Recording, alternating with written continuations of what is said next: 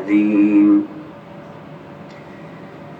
أعوذ بالله من الشيطان الرجيم بسم الله الرحمن الرحيم الحمد لله رب العالمين والصلاة والسلام على أشرف الأنبياء والمرسلين أما بعد فقد قال الرحمن في القرآن وقوله الحق بسم الله الرحمن الرحيم ألم تروا أن الله سخر لكم ما في السماوات وما في الأرض وأسبغ عليكم نعمه ظاهرة وباطنة ومن الناس من يجادل في الله بغير علم ولا هدى ولا كتاب منير صلوات اللهم صل على محمد وآل محمد.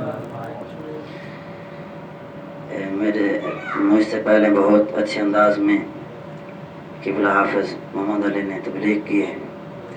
ابھی مجھ میں تو ہمت نہیں ہے کوئی تبلیغ کا جملہ کہوں، تو جتنی دیر میں نے گفتگو کرنی ہے آج کی گفتگو کے لیے میں نے کچھ گلدستہ آیات کا بنا کے آیا ہوں، اس لیے کہ اس گفتگو کے دوران کوئی حدیث نہیں پڑھوں گا.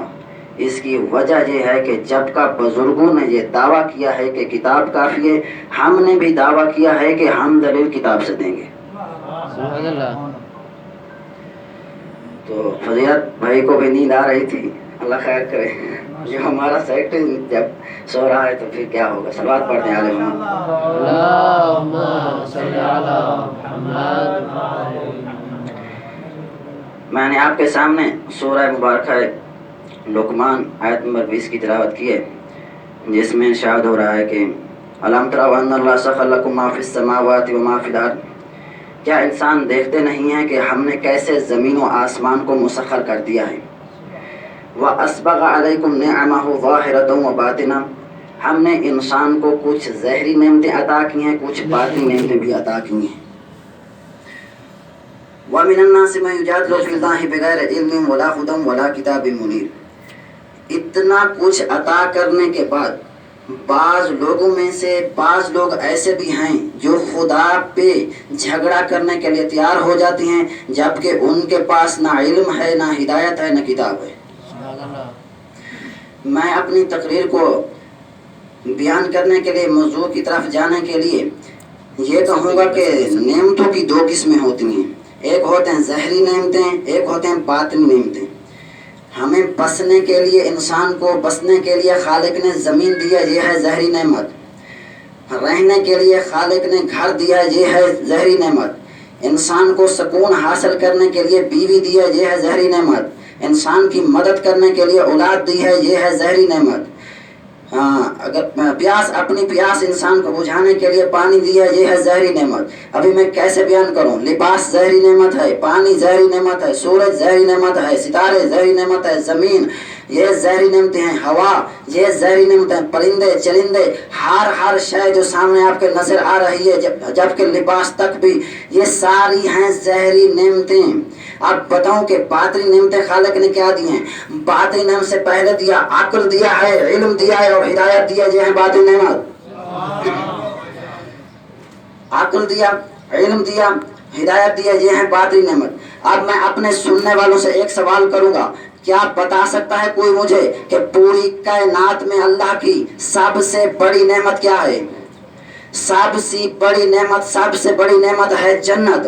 اس لیے کہ لباس ختم ہو جائے گا، پانی ختم ہو جائے گا، جوانی ختم ہو جائے گی، اولاد ایک دن ختم ہو جائے گی، پہاڑ ختم ہو جائیں گے، زمین ختم ہو جائیں گے. بس ہر وہ نعمت جو ختم ہونے والی ہے وہ ہے، اس کا نام ہے دنیا. بس کائنات میں فقط ایک ایسی نعمت ہے جو ہمیشہ باقی رہنے والی ہے، اس کا نام ہے جنت.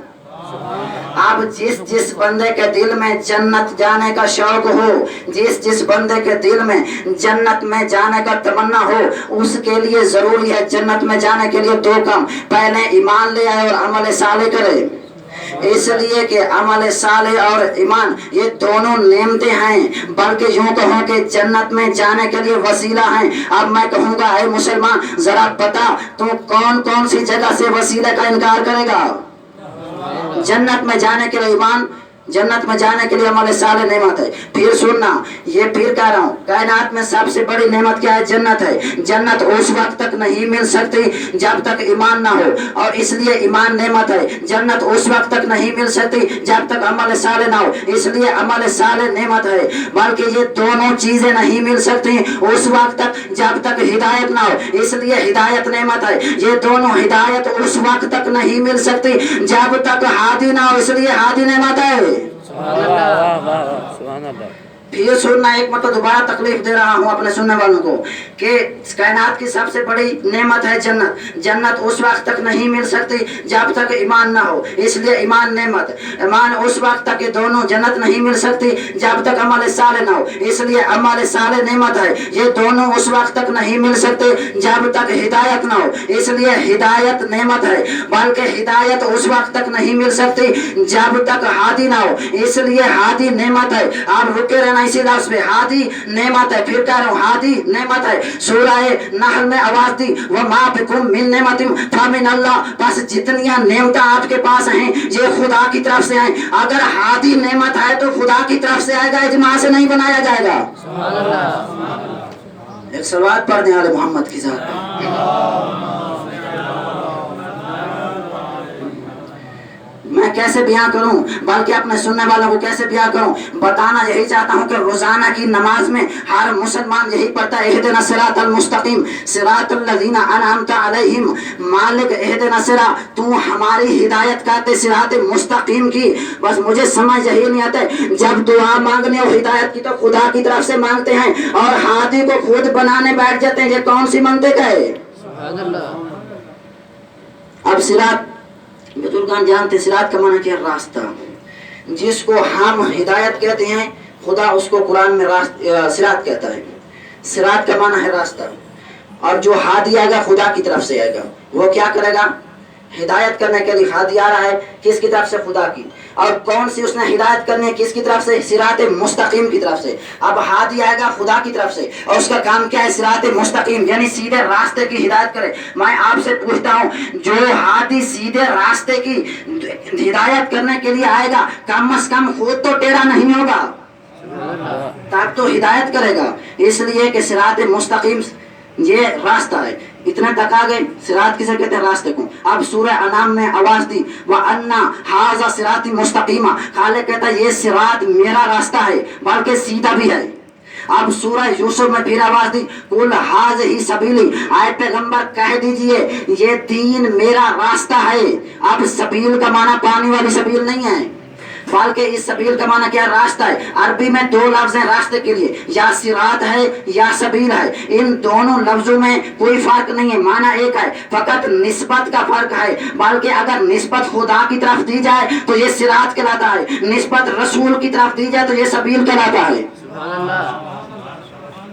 अब ये सबील का माना भी रास्ता है। जहां तक आगे फिर सूरह इंसान में आवाज दी खालिक ने, इन्ना हदैनाहु सबील, हम सबील की हिदायत करेंगे, हमारे अलावा कोई सबील की हिदायत नहीं करेगा, हिदायत खुदा करेगा। फिर सूरह नाल के इब्तिदा में शत में व अलल्लाहि क़स्दुस सबील, बल्कि सबील की हिफाजत भी हम करेंगे, हिदायत हम करेंगे, हिफाजत भी सबील की हम करेंगे। यहाँ तक आ गए मेरे साथ। अभी मैं क्या करूं? यहाँ तक खालिक ने फरमाया। अब सूरह नाहल के फिर आखिरी सफे में फरमाया, उदउ इला सबील रब्बिका बिल हिकमति वल मौइज़तिल हसना। आए पैगंबर कह दीजिए कि इन लोगों को अल्लाह की सबील की तरफ दावत दीजिए।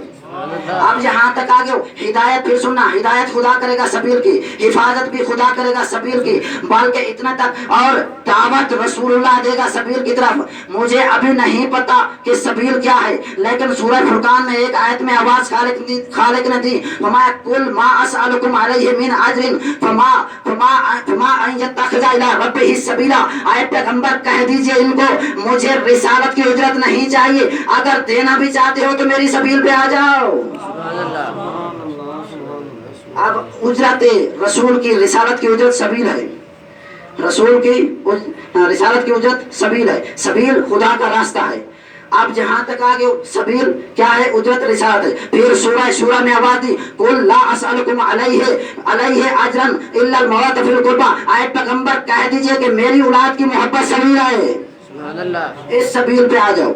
अब यहाँ तक आले मोहम्मद सबील है, आले मोहम्मद की मोहब्बत सबील है, आले मोहम्मद का तज़किरा सबील है। जहाँ तक मेरे साथ आ गए हो, अब आयत सुनना। सूरह फुरकान में फिर आवाज दी, वयौमा यऊदु ज़ालिमु अला यदैहि वयक़ूलु या लैतनी इत्तख़ज़तु मअर रसूला। एक कयामत के दिन जालिम बोलेगा और कहेगा काश मैं दुनिया में रसूल के साथ सबील को मान लेता। एक जालिम अपने दोनों हाथों को काटेगा और कहेगा कि काश मैं दुनिया में रसूलुल्लाह के साथ सबील को मान लेता। ये सबील क्या है?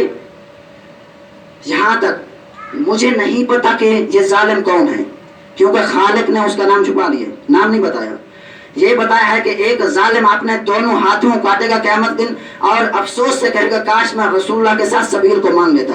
और फिर बाद में इरशाद फरमाएगा या वैलता लैतनी लम इत्तखज़ फुलानन खलीला। वही बंदा कहेगा, जालिम कहेगा काश मैं दुनिया में फलां शख्स को अपना दोस्त न बनाता।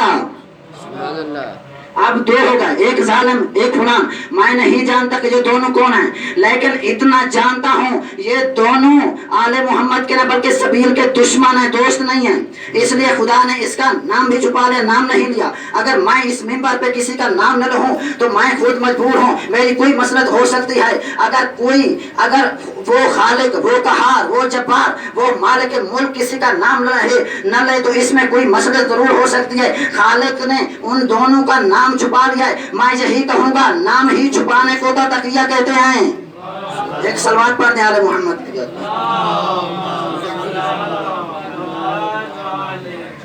अब मुझे नहीं पता कि ये फलान कौन है, लेकिन एक जुमला अपने भाइयों को समझाने के लिए कह सकता हूँ। जब छोटा बच्चा मदरसे में जाता है, जब स्कूल में जाता है, इम्तिहान का वक्त आता है, वहाँ एक इम्तिहान के पेपर में एक लफ्ज लिखते हैं, दरमियान में एक दो डैश लिखते हैं, फिर लफ्ज लिखते हैं। बस बच्चा अपनी ज़हानत के जरिए उस खाली जगह को, उस डैश को पूरा कर लेता है। मैं यही एक जुमला कहूँगा कि ये बच्चा जब अपनी ज़हानत के जरिए इस पेपर की खाली जगह को पूरा कर लेता है, बस मैं यही कहूंगा कि कुरान में फुलान जो है ये कुरान का डैश है। अब जो आले मोहम्मद का दुश्मन है उसका नाम लिखते जाएं। एक सलवात पढ़ दें आले मोहम्मद की।